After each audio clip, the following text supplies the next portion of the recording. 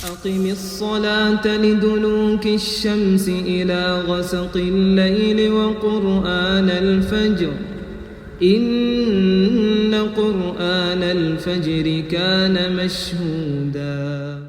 Bismillahirrahmanirrahim. Assalamualaikum warahmatullahi wabarakatuh. Para pemirsa yang dirahmati Allah Subhanahu wa taala, mari kita berbincang sedikit mengenai baris berbaris.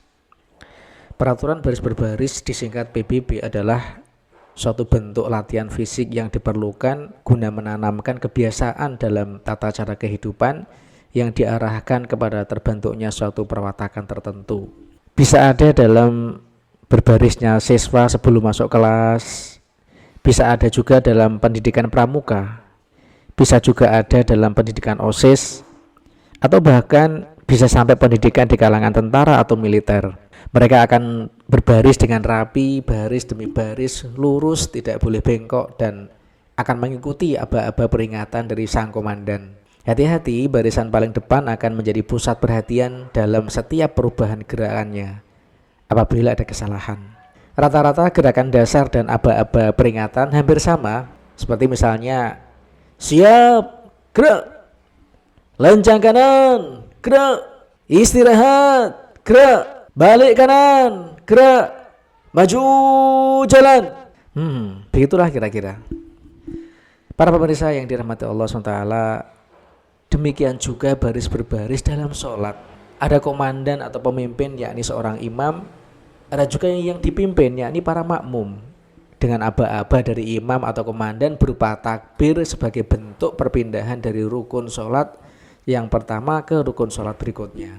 Ada yang istimewa dalam baris berbaris dalam sholat yang tidak ada pada baris berbaris di tempat yang lainnya.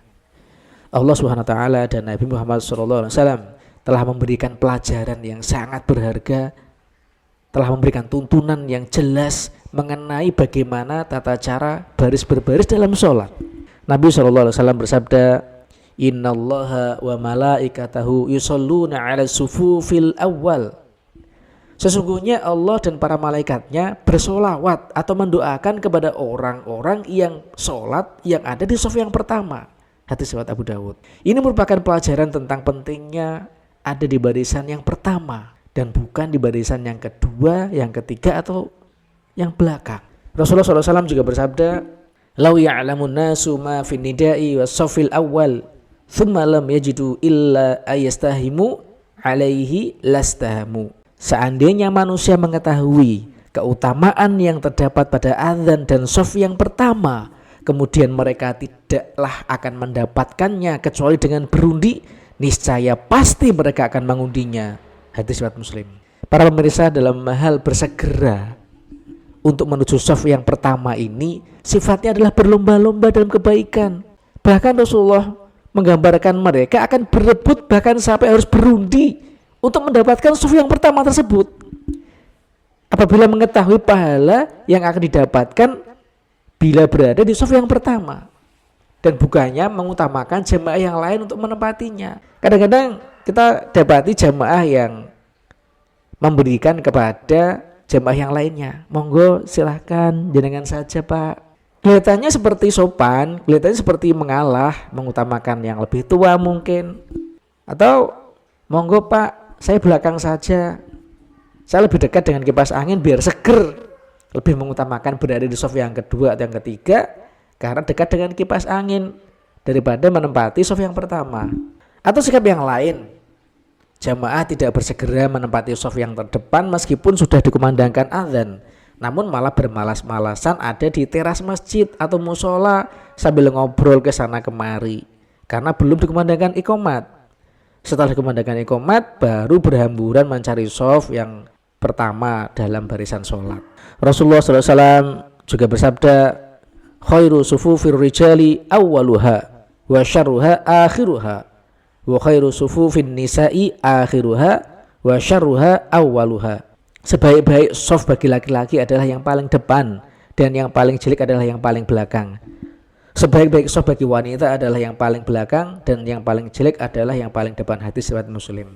Para pemirsa yang dirahmati Allah SWT, di banyak tempat terkadang meskipun kita tidak bersegera menuju masjid, Meskipun kita datang terlambat, meskipun kita makmum masbuk, namun kita pasti akan selalu mendapati shaf yang pertama. Mengapa? Karena memang masjid atau musola itu tidak banyak jamaahnya. Masjid atau musola itu hanya beberapa gelintir yang melaksanakan sholat jamaah. Bahkan kadang-kadang yang azan ya dia, yang qomat ya dia, yang sholat pun hanya dia saja alias sendirian. Mana jemaah yang lainnya?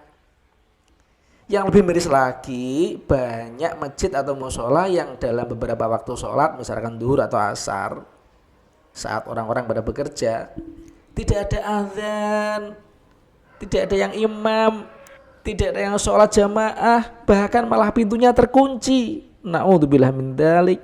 Para pemirsa, berbeda sekali dengan keadaan di Masjid Nabawi atau di Mekah. Mudah-mudahan Allah SWT memberi umur yang panjang dan kelonggaran rezeki kepada kita semuanya hingga bisa ke sana. Ribuan manusia dari berbagai belahan bumi berusaha untuk berebut sholat di shaf yang pertama atau di belakang imam, sehingga sangat sulit untuk bisa berhasil mendapatkan shaf yang pertama meskipun berangkat menuju masjid itu setengah atau 1 jam sebelum masuk waktunya sholat. Rasulullah SAW pernah bersabda mengingatkan kepada salah seorang sahabat yang datang akhir dan berada di shaf yang belakang. La yazalu qaumun yata'akhiruna hatta yu'akhirahum Allah. Orang-orang yang terbiasa mengakhir-akhirkan hadir ketika sholat jamaah, biasa terlambat dalam sholat jamaah, niscaya Allah akan mengakhir-akhirkan pula urusan-urusan mereka. Hadis riwayat Muslim. Imam An-Nawawi rahimahullah menjelaskan yang dimaksud dalam hadis ini adalah orang-orang yang datang akhir-akhir dalam sholat sehingga tidak mendapatkan shaf yang pertama, maka Allah pun akan mengakhirkan bagi orang tersebut rahmatnya. Allah akan mengakhirkan kemuliaan dan keutamaannya. Allah akan mengakhirkan ketinggian kedudukannya. Allah akan mengakhirkan ilmu dan kebaikan lainnya. Dijelaskan di dalam Alkitab Syarah Sahih Muslim. Para pemirsa, mudah-mudahan Allah SWT membukakan hati kita semua untuk bisa senantiasa bersegera menempati shaf yang pertama dalam barisan sholat kita, hingga Allah memberikan ketinggian dan kemuliaan derajat kepada kita semua. Amin ya rabbal alamin. Wassalamualaikum warahmatullahi wabarakatuh. Wa minal laili fatahajjad bihi nafilatan laka asa an yab'athaka rabbuka maqaman mahmud.